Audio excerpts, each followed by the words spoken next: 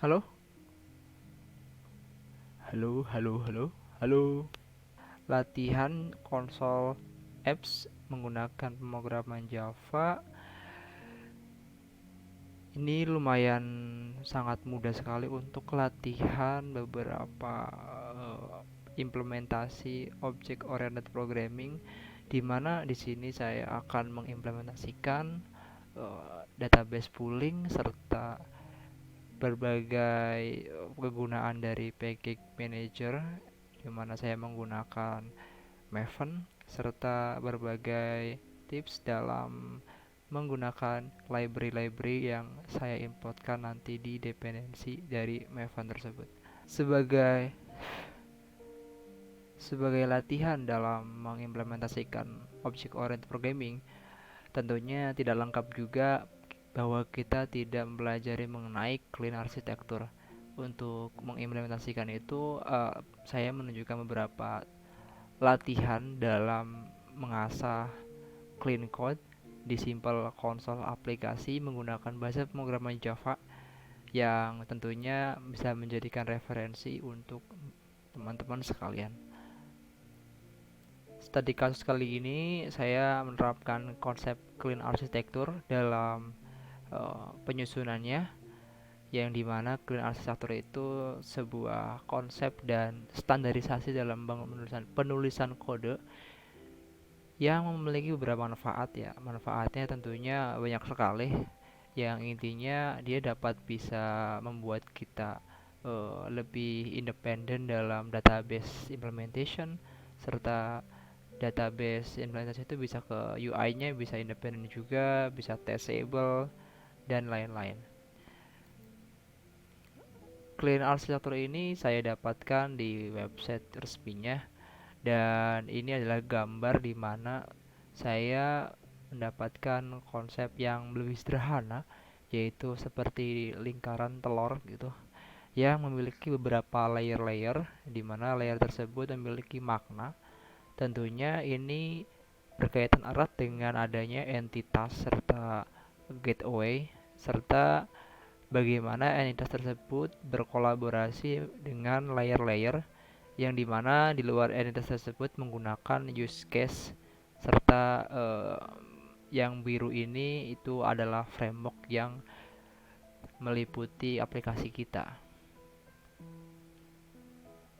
Lebih lengkapnya bisa dilihat di sini ya. Eh, Clean Architecture, Clean Architecture.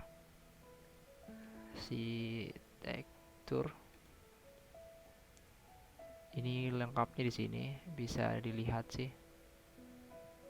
Banyak banget pengertian-pengertiannya. Soalnya sini. Ini ada blog yang menjelaskan arsitektur.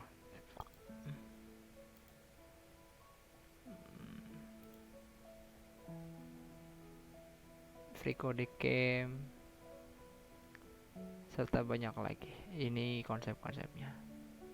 Ada yang menggunakan segitiga sebagai penjelasannya, dan ada yang pakai lingkaran, serta ini uh, paradigmanya seperti ini. Ini file sistemnya seperti ini. Mungkin saya menerapkan hanya sebagian kecil, tapi bisa meliputi dasar-dasar untuk menjadikan kode kita menjadi clean. Dalam perancangannya, saya lebih dahulu membuat konsep map agar memudahkan saya untuk menerapkan clean architecture, di mana bisnis logic dalam study cases yang saya buatkan yaitu simple console apps, yang nanti saya akan berikan judul itu delivery console gitu kan, delivery kayak barang seperti lah. Jadi di mana saya membutuhkan beberapa entitas yang dalam bisnis logiknya itu saya hanya menambahkan riwayat pengiriman serta adanya jenis pengiriman dan pelanggan. Ketika user mengetikkan pilihannya yaitu menambahkan, serta lalu sudah menambahkan lalu menyimpan, dia balik lagi dia bisa melihat riwayatnya, dia bisa menghapus dari riwayat tersebut. Simpel seperti itu. Jadi saya memerlukan tiga entitas aslinya. Di sini saya baru memikirkan dua, yaitu riwayat dan jenis. Lalu riwayat tersebut nanti saya akan urus dengan folder repository, di mana repository ini saya implementasikan dalam di sini di dalam use case-nya repository. Nanti akan ada sebuah interaksi di entitas tersebut, dan repository nanti akan saya buatkan service-nya serta view-nya serta util-nya, di mana service itu akan saya posisikan sesuai dengan konsep clean architecture, yaitu untuk menyaring ataupun menerima request-request dari user yang akan diolah menjadi logic yang diolah lagi untuk dikeluarkan outputnya dan akan ditampilkan.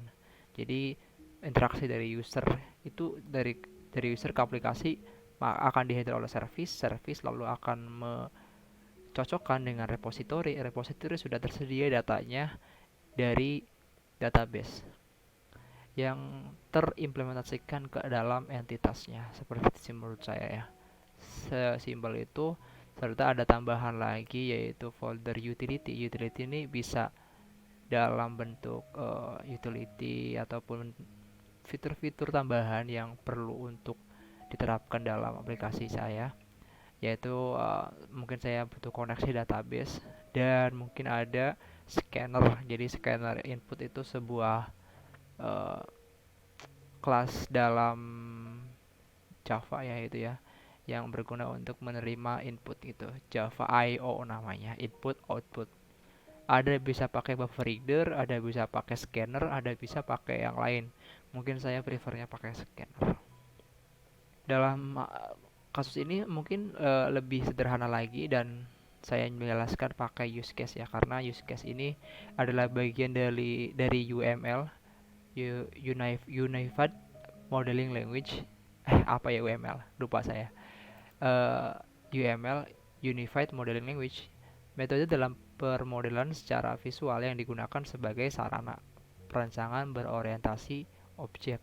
Tentunya ini akan sangat erat dengan orientasi objek ya, OOP. Jadi di study kasusnya basic logicnya seperti ini. Dan saya juga menerapkan ERD untuk pengembangan dari database-nya, di mana database-nya saya akan buat 3 yang saling membutuhkan dan saling relasi. Ini sequence-nya. Sequence ini saya jelaskan di mana sequence ini memiliki beberapa keuntungan yang mudah untuk kita serap, yaitu adanya simbol boundary yaitu halaman, simbol entitas dengan garis step bawahnya, dan simbol proses dengan kayak lingkaran proses gitu. Simbol-simbol ini tentunya berbagai macam sequence penulisannya berbeda-beda ya, cuman ini bisa merepresentasikan dari pelajaran dahulu mengenai UML yang akan saya implementasikan, dan merasa kayak wah, ini loh kegunaan dari UML ketika diterapkan dalam OOP itu sebenarnya bisa, cuman karena belum tahu aja. Jadi mungkin ini adalah waktu yang tepat dan sharing yang mungkin bisa berguna.